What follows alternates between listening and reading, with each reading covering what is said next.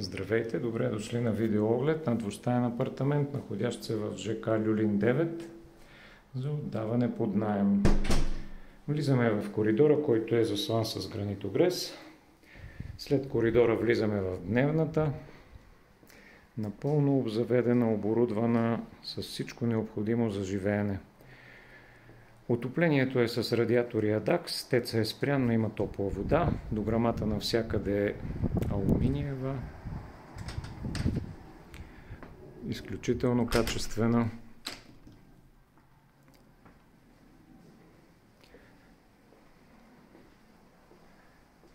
След дневната преходно влизаме в спалнята, също напълно обзаведена и оборудвана.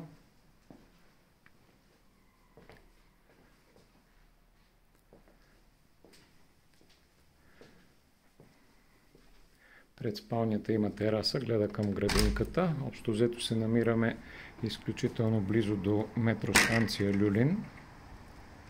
Ето е терасата.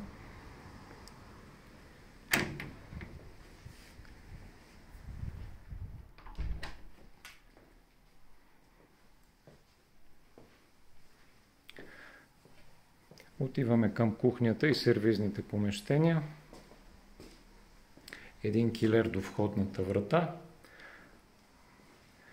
Малката тоалетна, която е само тоалетна с мивка.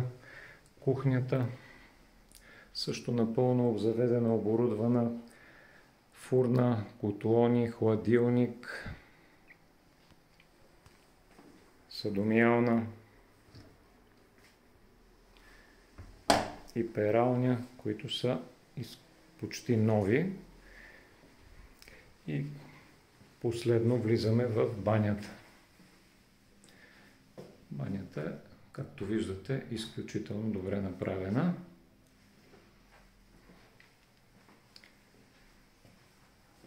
Много се връщаме в дневната. Ако нашето предложение представлява интерес за вас, заповядайте на място на оглед да видите жилището.